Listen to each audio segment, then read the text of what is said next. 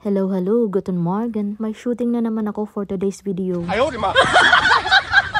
May importante na naman akong lalakarin ngayong araw. Kaya kinailangan kong gumising ng maaga para hindi malate. Stricto din sila kasi dito pagdating sa oras. So kailangan 10 to 15 minutes before ng appointment mo, nandyan ka na. Para pasok sa banga. What?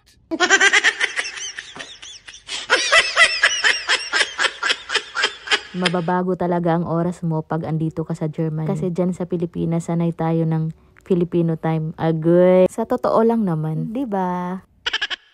Yung sasabihin, on the way na me. Pero yung totoo, kagigising lang pala. Agoy! Woo!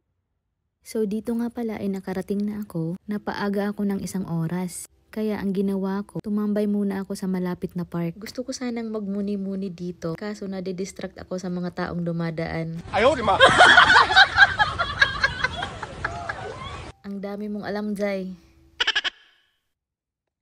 Kaya makalipas ang 30 minutes, dahan-dahan na rin akong naglakad papuntang Ausländer Behörde, yung Foreigners Registration Office. Suki na rin ako dito. Siguro every month ay nandito ako. Nakakapagod din yung pabalik-balik, pero kailangan kasi siya. Kung hindi ako mag-comply, malamang mapapauwi ako ng Pilipinas nang wala sa oras. Buti hindi ito yung araw na laging maraming tao. Pag Tuesday kasi, ang daming ibang lahi dito. Kaya 2 to 3 hours ang antayan. Kaya pagdating ko doon ay may nag-assist naman agad sa akin. Mga 10 minutes lang ay tapos na agad. Kaya tapos agad ang shooting. Nandito na rin ako malapit sa bahay. Hindi ko na naipakita yung pagsakay ko ng train at saka bus. At yun na nga, habang naglalakad pa uwi ng bahay, nakita ko yung duyan na to. At na-excite akong sumakay. Dahil nga sa wakas, ay dito ko na maitutuloy ang pagmumuni-muni na naudlot kanina. Agoy, may continuation pala yun.